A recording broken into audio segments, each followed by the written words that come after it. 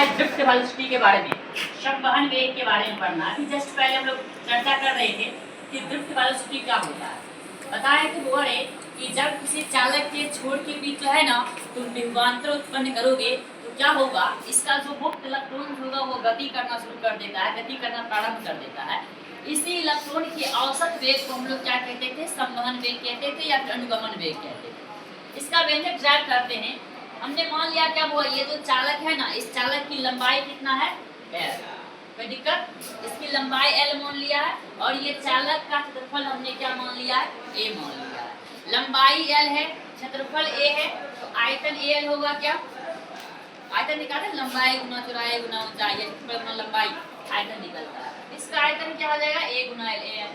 अब मान लिए क्या हुआ रे, इस चालक में जो है ना इकाई आयतन में कुछ इलेक्ट्रॉन्स पास कर रहा है।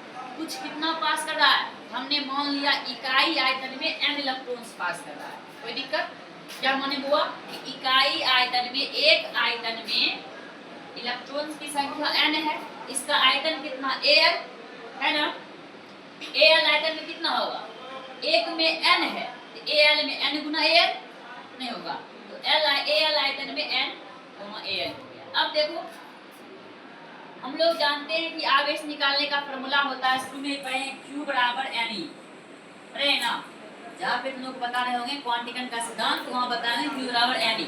तो हम निकालते हैं इस पूरे NaL आयतन में कितना कुल आवेश कितना है, तो निकालोगे n का मान कितना है यहाँ पे, NaL गुना इलेक्ट्रॉन E गुना कर दोगे NaLe हो जाएगा। अब देखो हम लोग जानते हैं कि I बराबर Q बटा T होता है, धारा जब पढ़ा रहे थे उसमें बताए थे, प्रति एकांक समय प्रवाहित आवेश हुई विद्युत धारा कहते हैं। I बराबर Q बटा T होता है। Q का मतलब आवेश है, यहाँ पे कुल आवेश कितना निकाले NaLe, कुल आवेश NaLe बटा T। यहाँ तक समझ आया क्या, कोई दिक्कत।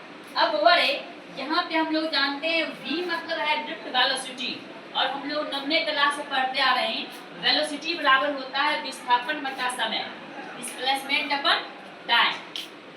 यहाँ पे दूरी क्या होगा, लंबाई ही दूरी होगा, तो डिस्टेंस l मान ली है, समय t। अगर यहाँ से dt निकालते हो तो कोना में गुना करके निकल जाएगा l बटा dd।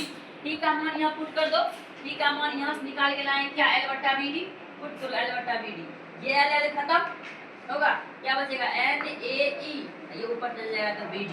I का मान निकल गया NaBD, यहाँ से BD निकालोगे तो ये गुना हो जाएगा तो भाग में I बटा NaE हो जाएगा। सही तुम्हारा आंसर।